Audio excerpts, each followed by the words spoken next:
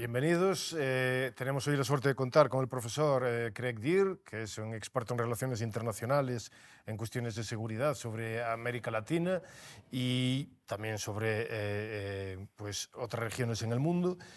Y estuvimos hablando, profesor Craig, sobre problemas específicos de la región de América Latina, pero a mí me gustaría conocer también su opinión sobre otros problemas que se dan en otras zonas del mundo. Entonces, eh, no sé si, más bien desgraciadamente, estamos en una época muy interesante para las relaciones internacionales, lo que no quiere decir que sea una época buena, pero hay bastantes conflictos en el momento actual. Estuvimos hablando, por ejemplo, el conflicto sobre Ucrania, el conflicto en Oriente Medio, el conflicto en Taiwán. ¿Qué cree usted, por ejemplo, de la opinión de que gran parte de estos conflictos, independientemente de todas las críticas que se le puedan hacer a países como China, a países como Rusia, que son muchas y hay muchas cosas claramente negativas en los regímenes políticos de esos países, pero qué cree usted de la crítica que se le hace, por ejemplo, a la política exterior y a las ideas geopolíticas de Estados Unidos? Es decir, la política de contención, que tradicionalmente viene de clásicos como pues, Spigman o Mackinder, la idea de que hay que contener, conseguir el control del Harlan y del Rimland, que en gran medida se puede relacionar incluso con las bases militares que Estados Unidos tiene y con las alianzas militares como con la OTAN. Y hay algunos autores que dicen que esa política de contención lleva a contramedidas realizadas por las potencias que están en conflicto con Estados Unidos, intentando buscar un equilibrio de poder. ¿Cuál es más o menos su opinión general sobre este tipo de cuestiones? Bueno, me estás metiendo un poco de geopolítica en tus preguntas sobre relaciones internacionales. Em, Creo que hay mucho que estar de acuerdo con poder criticar a las administraciones plural de los Estados Unidos. Em, yo veo el contexto actual internacional como diferente de lo que existía el mundo, ese mundo bipolar de la Guerra Fría, que para algunos estamos volviendo a una Guerra Fría 2.0, Estados Unidos-China. Ojalá fuera tan sencillo. A mi juicio, estamos en una transición de un mundo en donde los actores principales, que eran los estados-naciones, Rusia, Estados Unidos hace 40 años, ahora China y Estados Unidos, es más complejo porque hay otros actores. Uno de ellos ya lo platicamos, el actor del crimen organizado transnacional. Ya no es simplemente una amenaza regional, no, es una amenaza a nivel global y ejerce un rol en el sistema mucho más de lo que hacía antes los narcos de los años 80. Tenemos actores como eh, organizaciones intergubernamentales o ONGs que, si bien es cierto que han existido por muchos años, ahora hay muchos más y tienen un peso específico mayor. Podemos hablar de actores financieros, económicos, empresas privadas, bancos, etcétera, etcétera, que dominan tanto capital, mucho más que muchos países soberanos. Todos estos actores, y esos actores operan de manera independiente del país soberano en donde radica su cuartel general.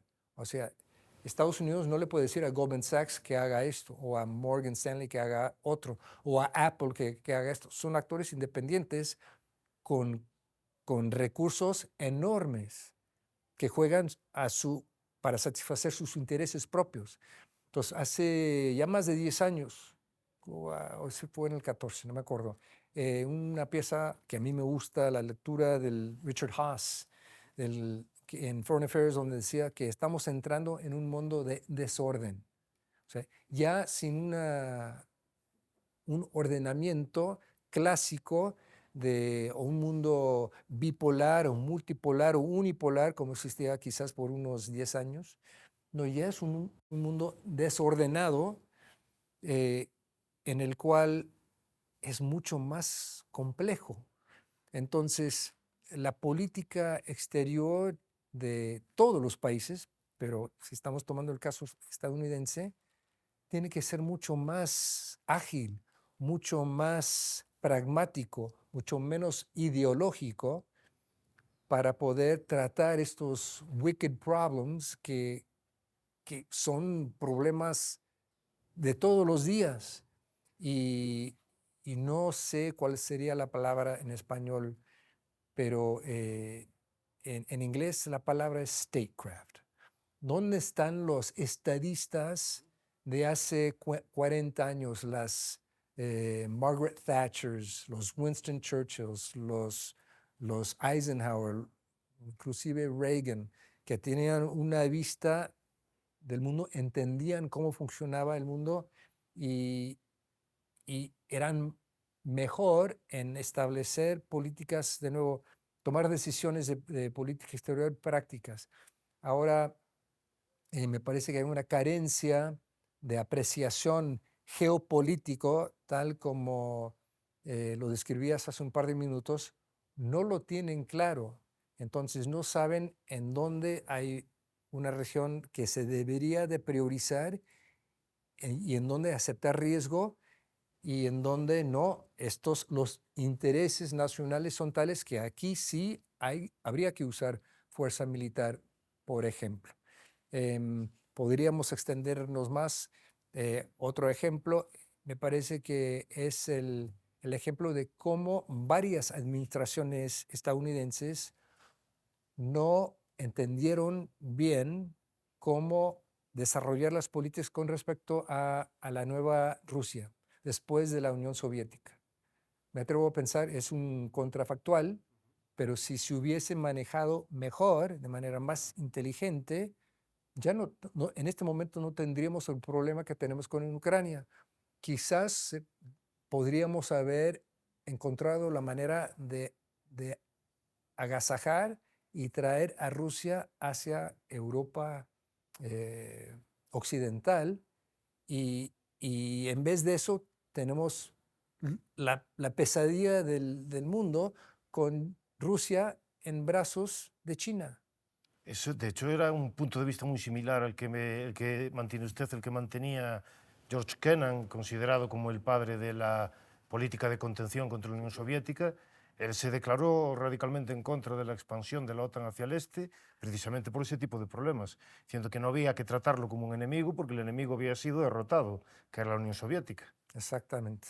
Incluso creo que fue, primeramente, se empezó a tratar durante la administración de Clinton en los 90 y luego con Bush en los 2000, donde Putin pedía quizás la posibilidad de integrarse a la OTAN. Y si se hubiesen manejado de manera más inteligente, no, bienvenidos, no. Gracias por el interés.